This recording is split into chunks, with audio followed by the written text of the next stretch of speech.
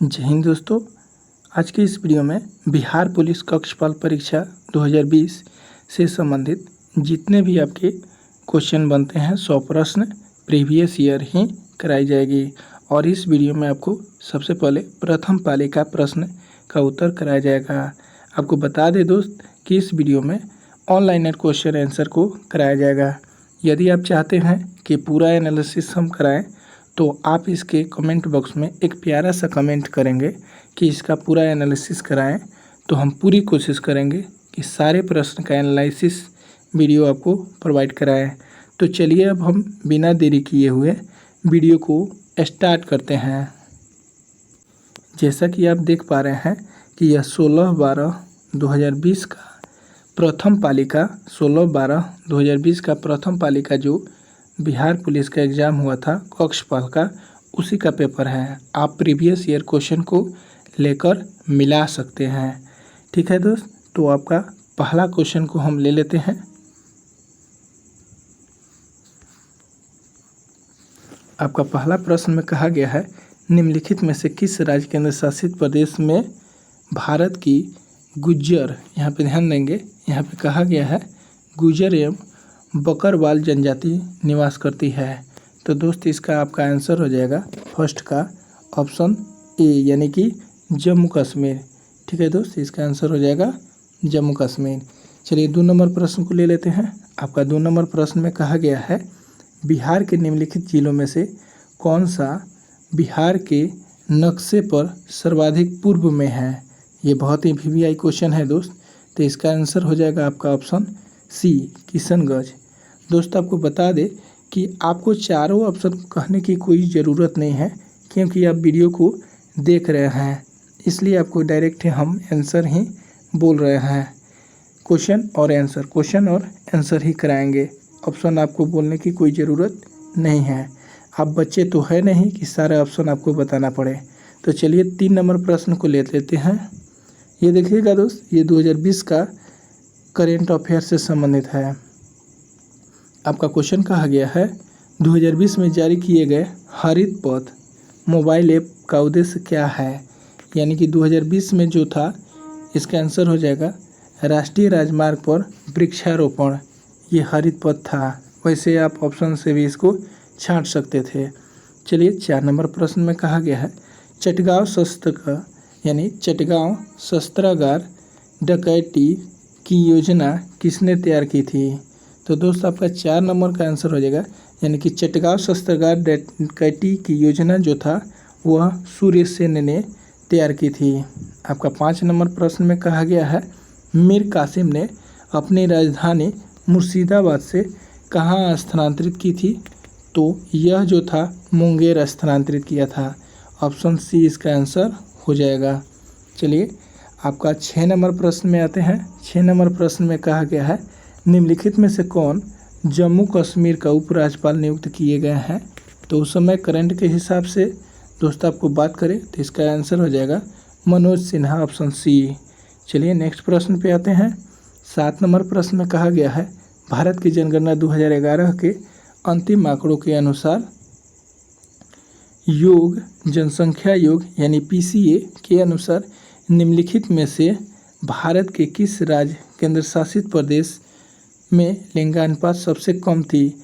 यानी कि 2011 के जनगणना के अनुसार सबसे कम लिंगानुपात वाला राज्य आपसे पूछा गया है। तो दोस्त यह जो है दमन और दीव है, इसमें केंद्र शासित प्रदेश दे दिया है, तो इसलिए आपका आंसर हो जाएगा सबसे कम लिंगानुपात वाला राज्य और केंद्र शासित प्रदेश में। ऑप्शन के अकॉर्डिंग आप देखेंगे तो आपका ऑप्शन डी हो जाएगा।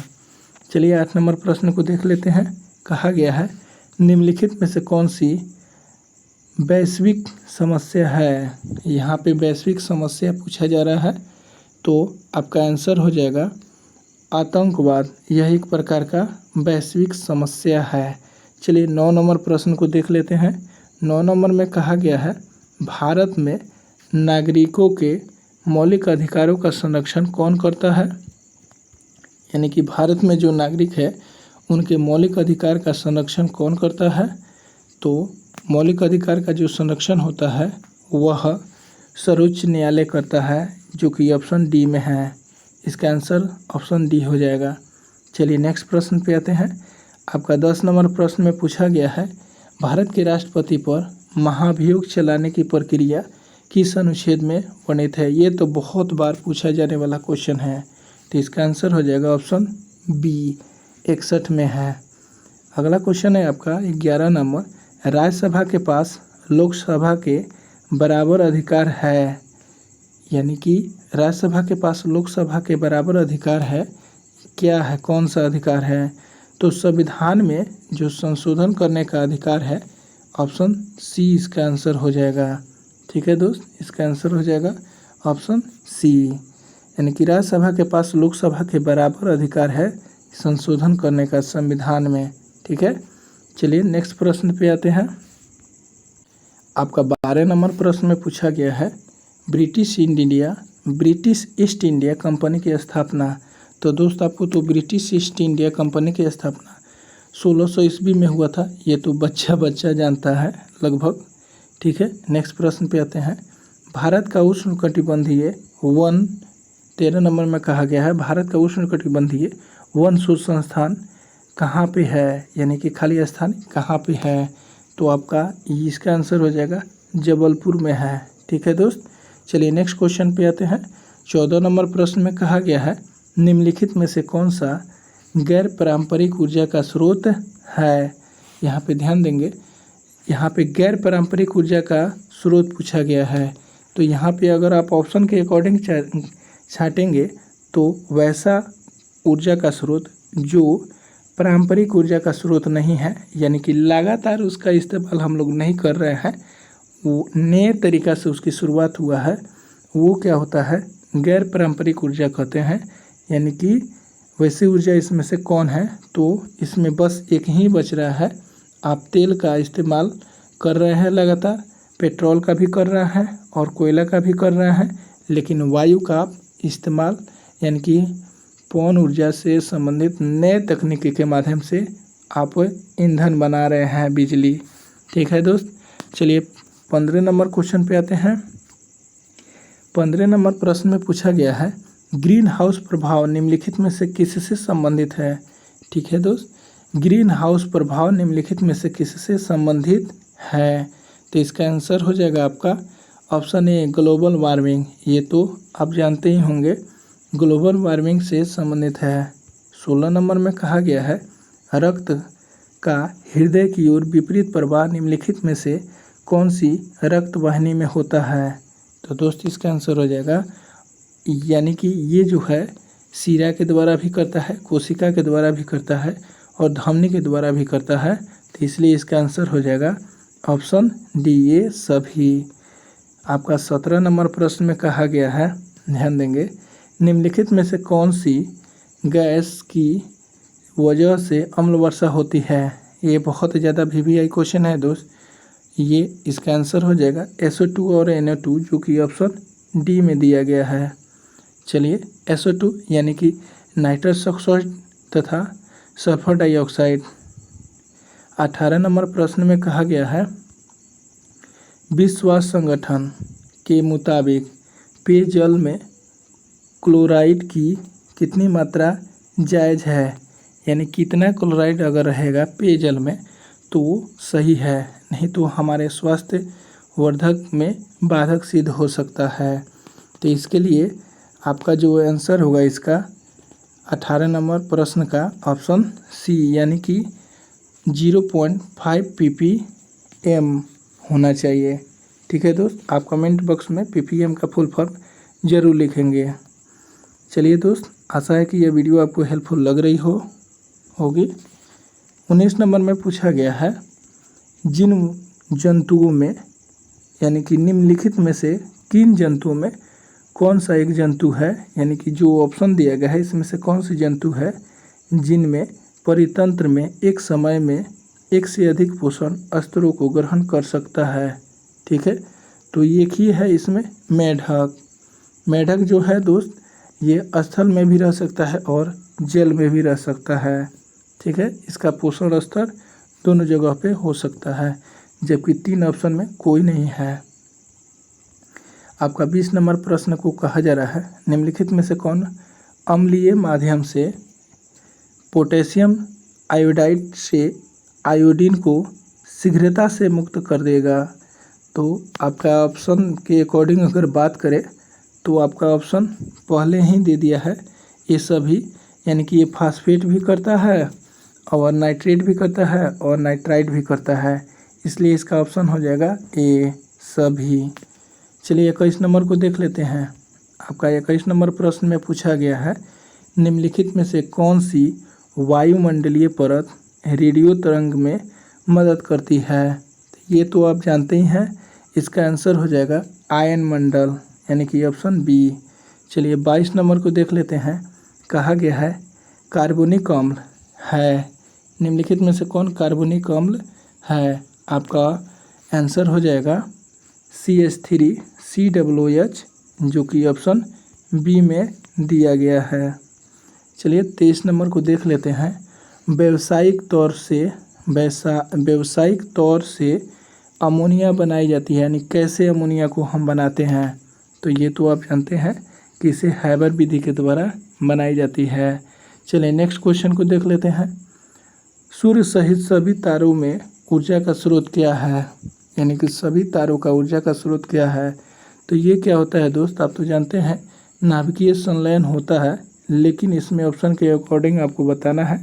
तो हीलियम, यानी कि इसमें क्या होता है H2 और plus He, helium, hydrogen plus helium, hydrogen के 2 अणु और हीलियम के 1 अणु, ऐसे टूट टूट करके लगातार हमारे पृथ्वी पर सूर्य के प्रकाश आती है। और किस माध्यम से आती है, विकिरण माध्यम से आती है।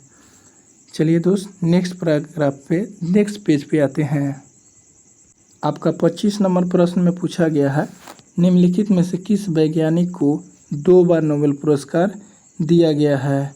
तो 2 बार नोबेल पुरस्कार का मतलब इसमें क्या है कि इसमें एक ही ऑप्शन है, जो कि मैडम क्यूरी को 2 बार नोबेल पुरस्कार प्रदान किया जा चुका है, जो कि ऑप्शन सी में है। चलिए नेक्स्ट प्रश्न पे आते हैं। 26 नंबर प्रश्न में कहा गया है, प्रधानमंत्री सहज बिजली हर घर, यानी कि हर घर योजना का नाम क्या है। तो ये तो आप जानते हैं 26 नंबर प्रश्न का आंसर हो जाएगा सौभाग्य योजना, ऑप्शन ए।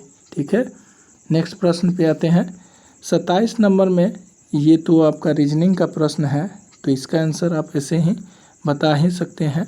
ठीक है, जैसा कि आप इमेज में देख रहे हैं, पहला आकृति के जैसा ही कौन सा आकृति है, यानी ये ऐसा बना देगा तो ये कैसे बनाएगा। तो दोस्त आपका इसका आंसर हो जाएगा ऑप्शन ए। ठीक है, ऑप्शन ए हो जाएगा। ठीक है, इसका आंसर ऑप्शन ए। चलिए नेक्स्ट प्रश्न पे आते हैं। 28 नंबर में कहा गया है, बिहार के यानी कि किस जिले में नांगी बांध स्थित है। तो 28 नंबर प्रश्न का आंसर हो जाएगा बिहार के जमुई जिले में नांगी बांध स्थित है, जो कि ऑप्शन ए में है। 29 में कहा जा रहा है, वन स्टॉप सेंटर योजना को किस रूप में जाना जाता है। तो वन स्टॉप सेंटर को हम साखी केंद्र के रूप में जानते हैं, जो कि ऑप्शन बी में दिया गया है।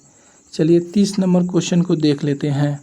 30 नंबर में कहा गया है, कौन सा कानून कार्यक्षेत्र में महिलाओं के आर्थिक हितों की रक्षा करता है। तो आपका ऑप्शन में कहाँ है, देखिए 1976, यानी कि समान पारिश्रमिक अधिनियम 1976, यही अधिनियम है जो महिलाओं के हितों की संरक्षण करता है। चलिए 31 नंबर प्रश्न पे आते हैं। आपका 31 नंबर में कहा गया है, निम्नलिखित में से किस नदी के तट पर हाइड्रोस्पीड का युद्ध लड़ा गया था। तो आप तो इसका आंसर वैसे भी जानते हैं, कमेंट बॉक्स में ज़रूर बताएंगे। तो इसका आंसर हो जाएगा झेलम नदी। झेलम नदी को और किस नाम से जानते हैं, तो इसका प्राचीन नाम है बितिस्ता नदी। चलिए 32 नंबर कहा गया है, निम्नलिखित में से किसने फ्रेंच ओपन 2020 का महिला एकल खिताब जीता है।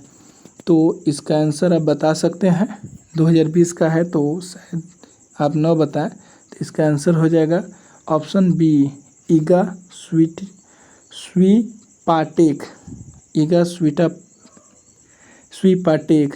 ठीक है। चलिए 33 नंबर, थोड़ा सा नाम अजीब है आपका। 33 नंबर में कहा गया है निम्नलिखित में से कौन सी हस्ती को यूनिसेफ के बाल अधिकार अभियान के सेलिब्रिटी अधिवक्ता के रूप में 2020 में नियुक्त किया गया है। तो ये जो थे आयुष्मान खुराना हैं, इन्हें ही नियुक्त किया गया था। ठीक है। चलिए नेक्स्ट क्वेश्चन पे आते हैं। आपका नेक्स्ट प्रश्न में कहा जा रहा है, यहाँ पे ध्यान देंगे, आत्मीय सभा की स्थापना किसने की थी? तो आत्मीय सभा की स्थापना राजा राम मोहन साहब ने किए थे, ये तो आप जानते ही हैं। चलिए नेक्स्ट प्रश्न पे आते हैं। आपका अगला प्रश्न है क्वेश्चन नंबर 35, निम्नलिखित में से भारत का कौन सा राज्य एनीमिया मुक्त भारत सूचकांक 2020 में शीर्ष पर था? तो ये हरियाणा राज्य था। ठीक है। नेक्स्ट प्रश्न 36 नंबर में कहा गया है, ध्यान देंगे, किसी पदार्थ का क्वथनांक जब दाब में वृद्धि के साथ, यानी दाब में वृद्धि के साथ उसका क्वथनांक में भी क्या हो जाता है? वृद्धि हो जाता है। चलिए नेक्स्ट प्रश्न पे आते हैं। आपका अगला प्रश्न में कहा गया है 37 नंबर में, द्विबीजी पादप का पर्ण होता है, यानी जो द्विबीजी पादप होते हैं उसके पर्ण क्या होते हैं? तो इसके पर्ण क्या होते हैं दोस्त? तो इसके पर्ण पिच्छाकारी होते हैं, यानी कि जो कि ऑप्शन डी में दिया गया है। चलिए मूली एक रूपांतरित है, यानी मूली क्या है? तो मूली एक जड़ है। ठीक है दोस्त, एक क्या है? जड़ है। चलिए नेक्स्ट प्रश्न पे आते हैं। 39 नंबर प्रश्न में पूछा गया है, किस क्षेत्र में योगदान के लिए ग्रेगर जॉन मेंडल पुरस्कार की ख्याति दी जाती है? यानी ग्रेगर जॉन मेंडल पुरस्कार दी जाती है किस क्षेत्र में? तो ये जो है दोस्त आनुवंशिकता की खोज के लिए ग्रेगर जॉन मेंडल जाने जाते हैं और इसका पिता भी बोले जाते हैं। तो इसका ऑप्शन बी हो जाएगा आनुवंशिकी। आपका 40 नंबर प्रश्न में पूछा गया है, ओजोन दिवस कब मनाया जाता है? जो कि बहुत ही वीवीआई क्वेश्चन है। तो ओजोन दिवस तो 16 सितंबर को मनाया जाता है, आप भली भांति जानते हैं। आपका 41 नंबर प्रश्न में कहा गया है, पानी का क्वथनांक किस ताप पर सर्वाधिक होता है? यानी कि पानी का क्वथनांक जो होता है 4 डिग्री पे सबसे ज़्यादा होता है, जो कि ऑप्शन सी में है। 42 नंबर में कहा गया है, प्रथम 11 प्राकृत संख्याओं का माध्य क्या होगा? तो माध्य तो आप समझते ही हैं, संख्याओं को जोड़ के और जितनी संख्या उससे भाग दे देंगे तो इसका आंसर आपका निकल के आ जाएगा ऑप्शन डी, यानी कि 6। चलिए नेक्स्ट प्रश्न पे आते हैं, सही विकल्प का चयन कीजिए। तो ये रीजनिंग का प्रश्न है, तो इसका आंसर हम बता दे रहे हैं 43 का, जो कि आपका ऑप्शन सी हो जाएगा। 44 में देख लेते हैं। 44 में कहा गया है, ये भी एक रीजनिंग का प्रश्न है, तो इसे आप कर लेंगे कि इसका आंसर हम बता दे रहे हैं, इसका आंसर ऑप्शन बी हो जाएगा। ठीक है दोस्त। चलिए 45 में देख लेते हैं। ये भी क्वेश्चन रीजनिंग का ही है। दोस्त आपको बता दें कि यदि आप चाहते हैं कि सभी का एनालिसिस कराए तो आप कमेंट बॉक्स में कमेंट ज़रूर करेंगे। यदि कमेंट हमें ज़्यादा से ज़्यादा संख्या में मिलता है तो हम इस पे वीडियो ज़रूर बनाएंगे। आज मंगलवार है, तो आज से 79 दिन बाद कौन सा दिन होगा? तो इसका आंसर हो जाएगा गुरुवार। चलिए अगला प्रश्न को देख लेते हैं। 46 नंबर कहा गया है, सर्वश्रेष्ठ एवं सबसे आवश्यक विकल्प का चयन करें। तो ये भी ऑप्शन के अकॉर्डिंग ही छांटना है आपका। तो इसका जो हो जाएगा, एक पेड़ में हमेशा होता है, तो एक पेड़ में हमेशा क्या होगा दोस्त? हमेशा पत्तियाँ होगा ही होगा। ठीक है, पत्तियाँ के बगैर पेड़ नहीं रह सकता है। अगर आप यहाँ पे जड़ होगा, बिना जड़ के पत्तियाँ भी नहीं होगा। यहाँ पे आप ध्यान देंगे, पत्तियाँ नहीं होगा, पत्तियाँ ऑप्शन में है, पर यहाँ पे ऑप्शन ए होगा जड़े, क्योंकि जड़ के बगैर पेड़ खड़ा ही कैसे होगा। 47 नंबर को कहा जा रहा है, भारत में कोयले के भंडार और उत्पादन के संबंध में सबसे अमीर राज्य कौन है? तो 47 का आंसर हो जाएगा आपका ऑप्शन ए। झारखंड का झरिया जो है कोयला के लिए सबसे अधिक प्रसिद्ध है। आपका 48 नंबर प्रश्न में पूछा गया है, भारतीय संविधान का कौन सा भाग संविधान की आत्मा कहलाता है? तो ये तो आप जानते ही हैं दोस्त, इसका आंसर हो जाएगा ऑप्शन बी, यानी कि उद्देशिका को संविधान की आत्मा कहा जाता है। किसने कहा था? तो भीमराव अम्बेडकर साहब ने कहे थे। 49 नंबर प्रश्न में पूछा गया है, ग्रामीण महिलाओं के बीच बचत को बढ़ावा देने का निम्न में से कौन सा योजना उद्देश्य है? तो आपका 49 का ऑप्शन हो जाएगा आंसर सी, महिला समृद्धि योजना। नेक्स्ट प्रश्न पे आते हैं। आपका अगला प्रश्न कह रहा है 2020 में होप मिशन 2 मार्स किस देश के द्वारा प्रक्षेपित किया गया था? तो यह जो है यूएई यानी कि यूएई के द्वारा किया गया था। चलिए अगला प्रश्न पे आते हैं। 51 नंबर में कहा गया है, आयुर्वेद के महान विद्वान चरक किस राजवंश के शासनकाल से संबंधित है? यहाँ पे थोड़ा सा क्वेश्चन को घुमाया गया है, तो ये जो है कुषाण वंश से संबंधित है, जो कि ऑप्शन डी में है। 52 में कहा गया है, महात्मा गांधी राष्ट्रीय ग्रामीण रोजगार योजना गारंटी अधिनियम यानी कि मनरेगा के तहत कितने दिन का रोजगार प्रदान किया जाता है? तो ये जो है दोस्त 100 दिन का रोजगार प्रदान किया जाता है। नेक्स्ट प्रश्न में कहा जा रहा है, निम्नलिखित में से कौन सी समिति मुख्यतः जनजाति क्षेत्रों में पंचायती राज से संबंधित है?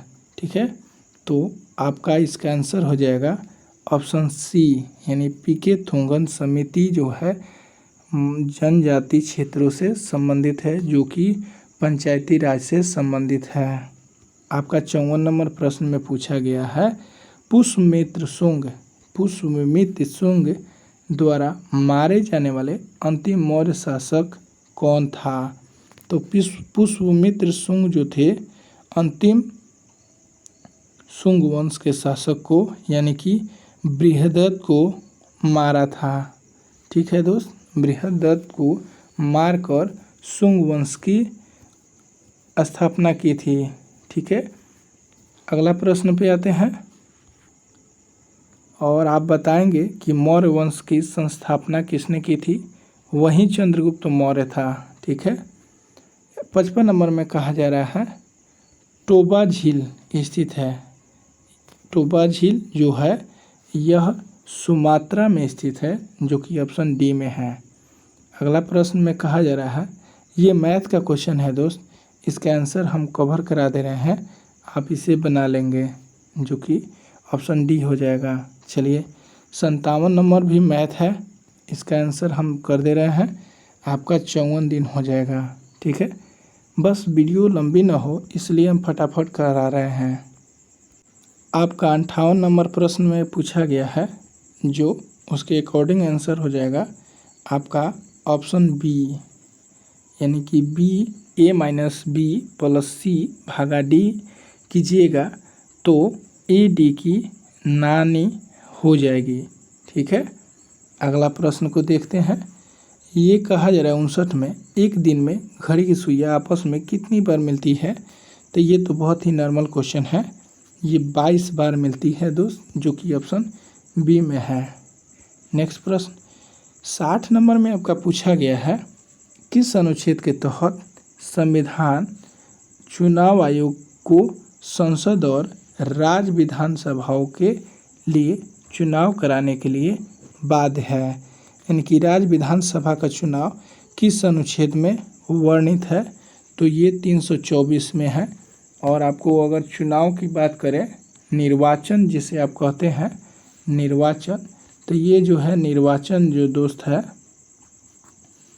भाग 15, ठीक है, भाग 15 और अनुच्छेद की अगर बात करें तो 324 से लेकर के 329 तक में वर्णित है। चलिए 61 नंबर की बात कर लें। 61 नंबर में कहा गया है, ये मैथ है, इसका आंसर आप बना लेंगे।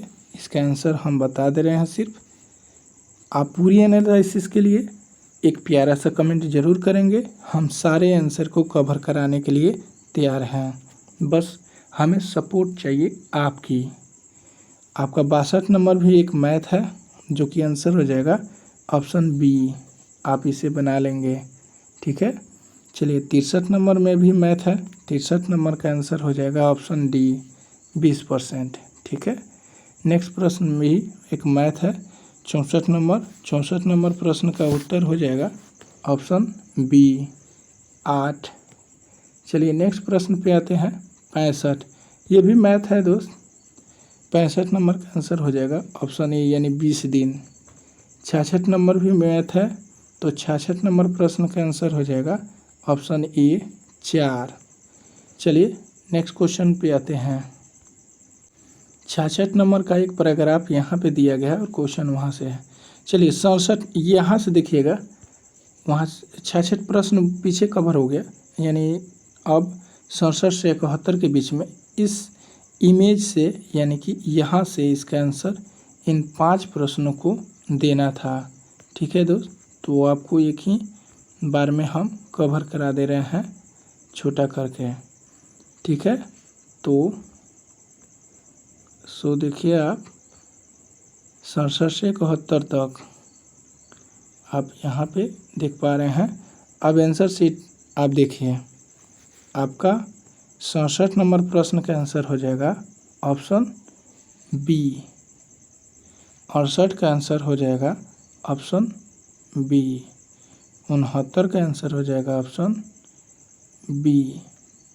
70 का आंसर हो जाएगा ऑप्शन ए।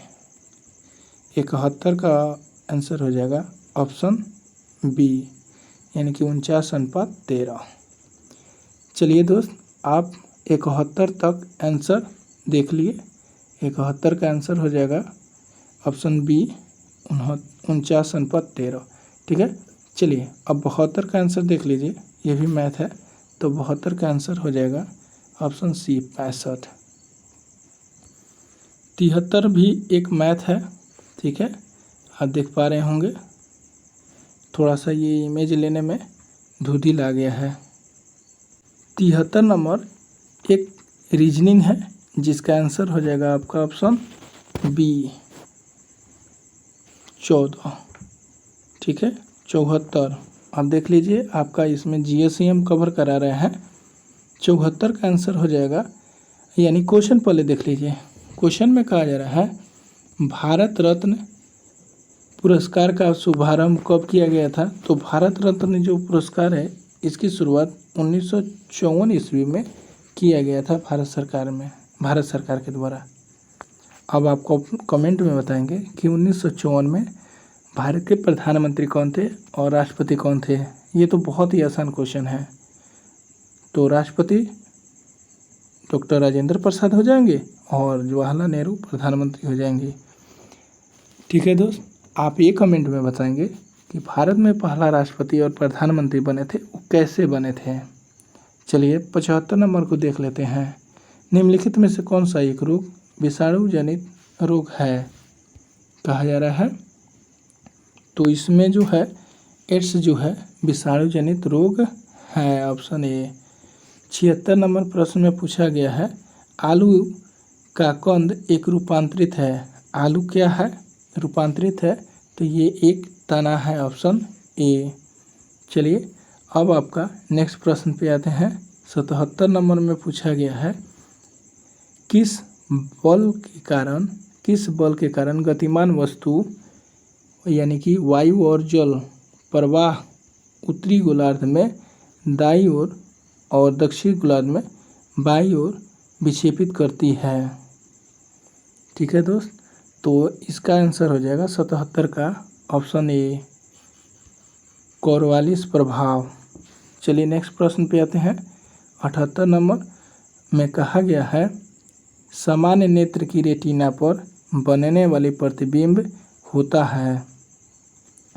तो सामान्य नेत्र की प्रतिबिंब पर बनने वाली जो होता है वो वास्तविक और उल्टा होता है, चलिए नेक्स्ट प्रश्न पे आते हैं। 79 में कहा गया है पसीना में सामान्यतः उपस्थित खनिज लवण कौन सा होता है? तो इसका आंसर हो जाएगा सोडियम क्लोराइड, जो कि ऑप्शन बी में है। 80 नंबर में कहा गया है वर्गीकरण की आधारीय इकाई क्या होती है? तो वर्गीकरण की आधारीय इकाई जाति होती है, जो कि ऑप्शन सी में है। आपका 81 नंबर प्रश्न एक रीजनिंग है, जो कि आप इमेज में देख पा रहे हैं, और इसका आंसर हो जाएगा 81 का ऑप्शन बी। चलिए नेक्स्ट प्रश्न पे आते हैं। 82 एक रीजनिंग है, इसका आंसर हो जाएगा ऑप्शन डी। 83 नंबर क्वेश्चन को देख लेते हैं। यह साइंस का क्वेश्चन है। 83 नंबर में कहा गया है एस्पिरिन का रासायनिक नाम क्या है? तो एस्पिरिन का रासायनिक नाम एसिटिक सैलिसिलिक अम्ल है, जो कि ऑप्शन ए में है। चलिए नेक्स्ट प्रश्न पे आते हैं। 84 नंबर में कहा गया है कुलंगार शब्द के उचित वाक्यांश का चयन कीजिए, यानी कुलंगार शब्द इसमें से कौन है? तो इसका आंसर के अकॉर्डिंग चलेंगे तो अपने ही कुल का नाश करने वाले व्यक्ति को कुलंगार कहा जाता है, जो कि ऑप्शन डी में कहा गया है। 85 नंबर में उद्वर्तन शब्द किसका तत्सम रूप है? तो उद्वर्तन जो है यह उबटन का तत्सम रूप है, जो कि ऑप्शन सी में है। 86 नंबर में कहा गया निम्नलिखित में से शुद्ध शब्द का चयन कीजिए।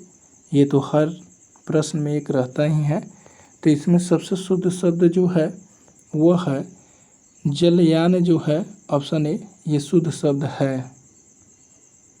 आपका 88 नंबर प्रश्न में पूछा गया है कौन सा विलोम शब्द युग्म अनुपयुक्त है, यानी कौन सा विलोम शब्द एक गलत है? यहाँ पे ऑप्शन के अकॉर्डिंग अनुलोम का प्रतिलोम होता है, यानी कि ये सही है। आचार का अनाचार होता है, ये भी सही है। और सामिस का निरामिस होता है, ये भी सही है। जो कि अंतरन और अंदर का ये गलत है। इसका आंसर हो जाएगा ये अनुपयुक्त है, यानी ऑप्शन डी इसका आंसर हो जाएगा। चलिए आगे बढ़ते हैं। 89 नंबर में कहा गया निम्नलिखित में से अमित शब्द का विलोम क्या होगा? तो अमित का विलोम जो है आपका परिमित हो जाएगा, जो कि ऑप्शन ए में है। 90 नंबर में कहा गया है निम्नलिखित में से वक्त का, यहाँ पे लिखा गया है वक्त का विलोम कौन सा है? तो वक्त का विलोम लुप्त हो जाएगा, जो कि ऑप्शन डी में दिया गया है। अगला प्रश्न 91 नंबर में कहा जा रहा है निम्नलिखित में से वर्तनी की दृष्टि से सही शब्द का चयन कीजिए। तो आपका इसमें ए में पृथक, बी में प्रगण और सी में परिणति और डी में प्रणाम। तो इसमें सही शब्द कौन सा है? तो इसमें पृथक जो है ये सही है, परिणति नहीं होता है और प्रगण नहीं होता है। इसका आंसर हो जाएगा पृथक। परिणाम ऐसा नहीं होता है, परिणाम अड़ा वाला होता है। 92 नंबर प्रश्न में कहा गया है, यहाँ ध्यान देंगे, किस समूह में सभी शब्द देवता के परिवाची है? तो यहाँ पे अब ऑप्शन के अकॉर्डिंग अगर चलेंगे तो ऑप्शन बी हो जाएगा। बी देव, सुर और अमर देवता का परिवाची है। बाकी सब ये देवता का परिवाची नहीं है। एक है, दो है, लेकिन पूरा पूरा नहीं है। ठीक है। 93 नंबर में कहा गया है निम्नलिखित में से बसंत का परिवाची नहीं है। इसमें बसंत का परिवाची नहीं है, तो दोस्त आपका इसमें कमलनाथ जो है वो बसंत का परिवाची नहीं है, जबकि ऋतुराज, सुकुमारकर और मधुमास है। अगला प्रश्न निम्नलिखित में से धनुष का परिवाची शब्द नहीं है, यानी कि कौन सा शब्द धनुष का परिवाची शब्द नहीं है? तो इसका आंसर हो जाएगा आपका ऑप्शन डी, मेदिनी जो है धनुष का परिवाची शब्द नहीं है। नेक्स्ट प्रश्न पे आते हैं। आपका 95 नंबर प्रश्न में कहा गया है गौरव शब्द का विलोम है। तो गौरव शब्द का विलोम जो है आपका है इसमें, तो इसका आंसर हो जाएगा लाघव। गौरव का लाघव होता है। 96 नंबर में पूछा गया है आगम शब्द के अनेकार्थ को कौन सा समूह प्रकट करता है। तो इसका आंसर हो जाएगा ऑप्शन बी, यानी कि आगम शब्द के अनेकार्थ शब्द जो है आना, ज्ञान, शास्त्र हो जाएगा, ऑप्शन बी में है। 97 नंबर में कहा गया है निम्नलिखित में से वर्तनी की दृष्टि से सही शब्द होगा। तो दोस्त कौन सा होगा? परिचक। परिचक जो हो जाएगा ये है सही शब्द। ठीक है। अगला प्रश्न जो है तत्कालीन मद्रास प्रांत के भाषाई पुनर्गठन के बाद एक अलग राज्य आंध्र प्रदेश बनाया गया। कब बनाया गया था? तो ये तो आंसर आप जानते हैं। इस ऑप्शन में देखिए दोस्त 1943 नहीं दिया गया है, तो इसलिए इसका ऑप्शन के अकॉर्डिंग ऑप्शन सी होगा। ठीक है, आप ऑप्शन के अकॉर्डिंग ही मारेंगे आंसर। ठीक है। 99 नंबर में कहा गया है निम्नलिखित में से कौन प्रसिद्ध तबला वादक थे, यानी कि इसमें कौन व्यक्ति है जो तबला वादक है। तो ये तो आप जानते ही हैं अल्लाह रखा खां तबला वादक है। और लास्ट क्वेश्चन है 100। एक पुस्तक है जो हुमायूं नामा है, यह किसने लिखी थी। तो हुमायूं नामा कौन लिखा था दोस्त? तो ये गुलबदन बेगम लिखी थी, जो कि ऑप्शन यहाँ पे देखिएगा, जो कि ऑप्शन बी में है। तो दोस्त ये रहा आपका 100 के 100 प्रश्न। ठीक है, हम आशा करते हैं कि यह वीडियो आपको हेल्पफुल लगा होगा। यदि यह वीडियो आपको थोड़ा भी हेल्पफुल लगा हो तो इस वीडियो को एक लाइक तो ज़रूर कीजिए दोस्त, और अपने दोस्तों के पास शेयर कीजिए। और अगर आप चाहते हैं कि इसका संपूर्ण एनालिसिस कराएं और सारे प्रीवियस ईयर क्वेश्चन को कराएं, तो आप कमेंट बॉक्स में प्यारा सा कमेंट ज़रूर करेंगे। चलिए हम फिर मिलते हैं एक नेक्स्ट वीडियो में। तब तक के लिए thanks for watching this video. Best of luck.